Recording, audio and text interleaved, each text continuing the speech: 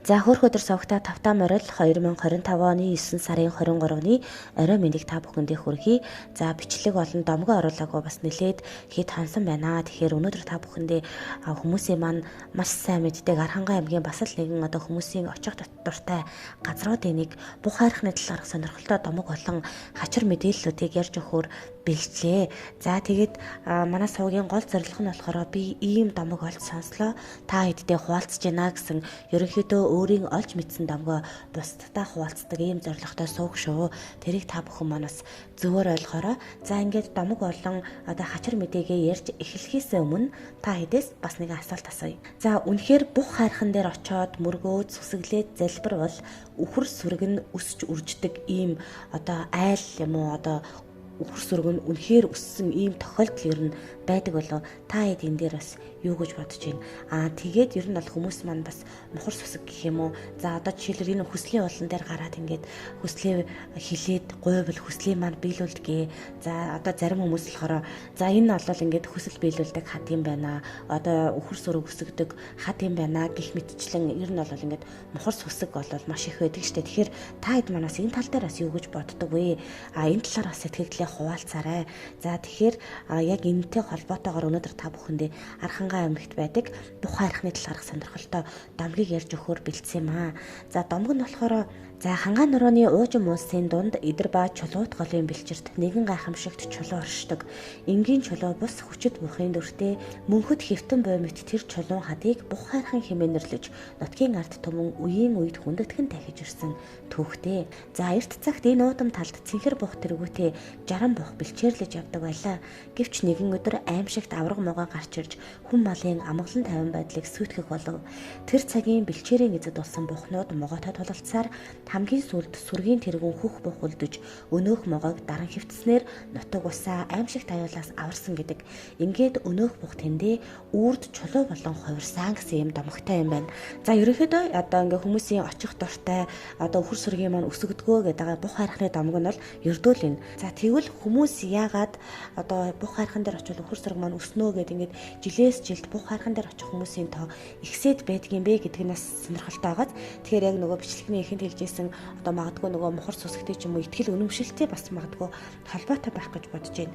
Бас нэг онцлог нь болохоор энэ бүх хайрхан маань Архангай аймагт байдаг тийм ээ. Гэхдээ хоошоо харж хэвцсэн мэт харагддаг тул ялангуяа Хөвсгөл нутгийнхан үүнийг сүргийнхээ буян аривчхын бэлэгдэл хэмээн үздэг. За үхэр сүрэг жилээс жилд өсөж өр хайлын амжиргааг тэтгэдэг гэдэгт ер нь бол бат итгэдэг тул сар шинийн дараа олон зуун хүн маш хол замыг туулан зорж очдөг нь бол ийм учиртай маа гэсэн байна. За тэгвэл яг энэ бүх хайрханд очиод яг яаж мөрөгдгийг яаж хүслээ хэлээд хүр сүргийн маань өсгөж өгөөчөө гэж гуйдаг юм бэ гэдэг нь болохоор бас сонирхолтой. За бүх хайрхныг зорин эргэсэд эхлээд гадна талын гортгийг нар зөв гурвантай тойрон хангаа дэлхий газар лусынхаа тэнгэрт цай идэ сүүнийхаа дэжиг өргөдгөө. За тэгээд гортгийн үүдээр орж шүтээнийхээ өмнө сүгдэн мөргөж хайрхны элснээс бяцхан амсаж гэхээр ер нь бол хайрхныхаа элснээс тэр бүх хайрхны элснээс ингээд жоохон имтэлж аваад тэгээд хүслээ сэтгэлийнхаа гүнээс ингээд шивнэн даатгах юм байна. Тухайн тэр элс байдаг юм уу тэр бүх чулуунаас ч юм ингээд маш бага хэмжээгээр авдаг ийм ёс заншилтай юм байна. Тэрнээс шиг ингээд амар ихэг энэ тэр авах нь бол нэг чухал бэхээ гэсэн юм бас сонирхолтой мэдээлэл байдаг юм байна. За тэгээ бүх хайрхны тахилга бол ихэвчлэн зуны ихэнх сар нар буцахаас өмнө болдог юм байна. За энэ үед болохоор ард түмэн цай сууныхаа дээжийг өргөж хадаг ааруул өрөм шар тосоо бол өргөдөг юм байна.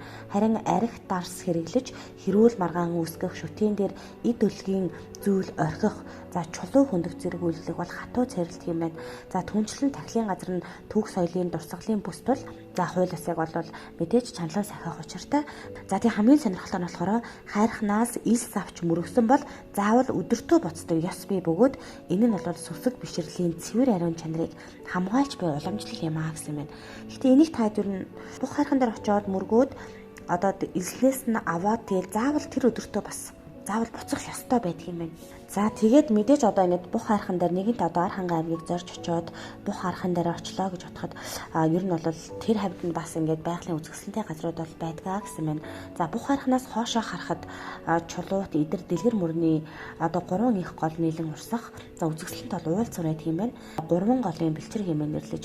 За өдгөө бол аялагч жуулчдын очих дуртай бас гайхамшигт газруудын нэг болсон гэж. За тэгвэл одоо ингээд бидний очоод мөргөө цүслээд байгаа энэ бух хайрхан хизээ үүссэн бэ гэдэг талаар нь бодож үзчихсэн үү. Тэгвэл та бүхэн маань одоо яг миний ярих мэдээлэлд анхаарлаа хандуулаарай. За бух хайрхан орших газар бол хүрмэн хадад хясаа бүхий газар, өөрөөр хэлбэл галт уулын халуун лав хурж царцснаас бий болсон хүрмэн чулууны тогтсон юм аа гэж байгаа. За тэгээд ар хангаа хөвсгөл завхан булганы цагт орших одоо чулуутын голын сав нь ерөнхийдөө бол эртний үеийн 2.5 саяас 10,000 жилийн өмнө одоо галт уулын үйл ажиллагааны улмаас бүрэлдсэн ийм газар зүйн онцлогтой байна. Яг бух хайрхан бол биш шүү. Ер нь яг одоо тэр бух хайрхны одоо ойр хавийн газар нь гэсэн үг 2.5-аас 10 одоо мянган жилийн өмнө галт уулын үйл ажиллагааны одоо улмаас бүрэлдсэн газар зүйн онцлогтой. За иймээс бух хайрхан бол хэдэн мянга бүр сая жилээр хэмжигдэх настай байгалийн геологийн тогтцоо гэж бас үздэг юм байна. За яагаад бухын хэлбэртэй болсон юм бэ гэдэг нь бас сонирхолтой байгаа. Яг үнэхээр байгаль өөрөө бүтээсэн үү эсвэл одоо хүмүүсийн гараар бүтсэн үү гэдэг нь бас сонирхолтой байгаа. За тэгвэл байгаль өөрөө салхи, бороо, нарны гэрэл, усны илэгдэл гэх мэт хүчин зүйлээр чулууг олон мянган жилд илээж одоо энэхүү хэлбэр дүрсийг нь өөрчилдөг юм байна. За заримдаа хүний төсөөлөл сэтгэлгээтэй дах утснаар байгалийн хэлбэрүүд амьтан, хүм, бурхны дүрмэд харагддаг. Нэрээ тэгдэхтэй одоо ингээл хөдөө гадаа явж байхад ч юм нэг хад ингээд сууж байгаа хүний юм шиг эсвэл бол ингээл янз бүрийн арслан барын юм шиг янз бүрийн хэлбэр дүрстэй харагддаг нь бас учиртай байна. За бух хайрхан ч гэсэн мөн адил хэвтэж буй бухын дүртэй мэт харагдах байгалийн илэгдлийн үр дүн бөгөөд ард түмний төсөөлөлтөө нийлж домог болон шүтэн болсон гэсэн. За ерөнхийдөө бол миний ойлгосноор энэ мэдээлэлээс харахад бол бух хайрхан бол байгалийн тогтоц. Тэгээд одоо тэр нь ингээд олон сая жилийн салхи борооны одоо ингээд илэгдлэр өнөөгийн дүрсээ олсон байж магадгүй. Тэгээд ингээ хүмүүсийн нөгөө харах үнцөг одоо төсөөлөлтөө нийлээд одоо өнөөгийн бидний шүтэж дахиж ирээд байгаа бух хайрхан бий болсон гэж бас ойлгож болохоор юм шиг санагдлаа. Тэгвэл бас нэг сонирхолтой нь бух хайрхан ер нь хэдэн килограмм жинтэй бол тэрийг таад бодж үзчихсэн үү? Одоо яг би дэлгэсэн дээр нэг зураг гаргаад өгөн. Тэгэхээр та бас тэрийг харж агаад одоо миний ярих мэдээлэлтэй бас холбоод сонсоод үзээрэй. За чулууны ард зогсож байгаа хүмүүсийн өвдөг хүртэл ойролцоогоор өндөртөө харагдаж байгааз энэ бух хайрхан. За тэгэхээр өндөр нь бол ерөнхийдөө нэг 60-аас 80 см орчим.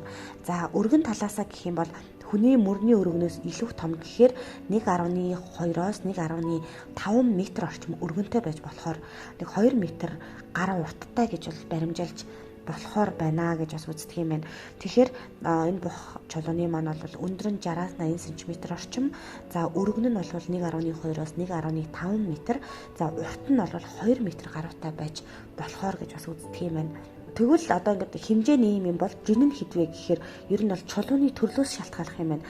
За энэ бух хайрхан маань өөрөө хүрмэн чулуу юу, боржин үү гэдгээс нь хамаарах юм байна. За тухайлбал одоо энэ бух чулууг бол боржин чулуу гэж бүгдээрээ бодох юм бол за боржин чулууны дундаж нэгт нь 2600 кг метр куб гэж тооцогдвол бух чулууны маань жин нь бол 5-аас 7 тонн орчим жинтэй байх боломжтой. Гэхдээ энийг бол бүгдээрээ зөвхөн яг хүрмэн чулуу юу, боржин чулуу юу гэдгийг яг мэдэхгүй байгаа учраас зүгээр ингээд жишээ авч үзэх юм бол хэрвээ хүрмэн чулуу байсан бол одоо бух хайрхан маань 5-аас 7 тонн одоо орчим жинтэй байх боломжтой байна. Гэтэ та сая анзаарсан бол би нэг болохоор бух хайрхан, нэг болохоор бух чулуу гэж яриад байгааз хад хэлбэртэй байгаад байгаа учраас яг бух хайрхан гэж нэрлэдэг юм болов, бух чулуу гэж нэрлэдэг юм болов, тэрийг та хэд маань бас надад хэлээд өгөөрэй. За ингээд өнөөдрийн дугаартай хамт байсан та бүхэндээ баярлалаа. Дараагийн бичлэгээрээ илүү олон сонирхолтой гоё домгуудыг хөргөх болно. За манай сувг нэгдээд удаагүй байгаа учраас та бүхэн маань манай сувгт нэгдээрээ. Тэгээ бас найзуудаа ураарай. Ингээ өнөөдрийн дугаартай хамт байсан та бүхэндээ баярлалаа. Дараагийн дугаараар эргүүлцлээ. Түр баяртай.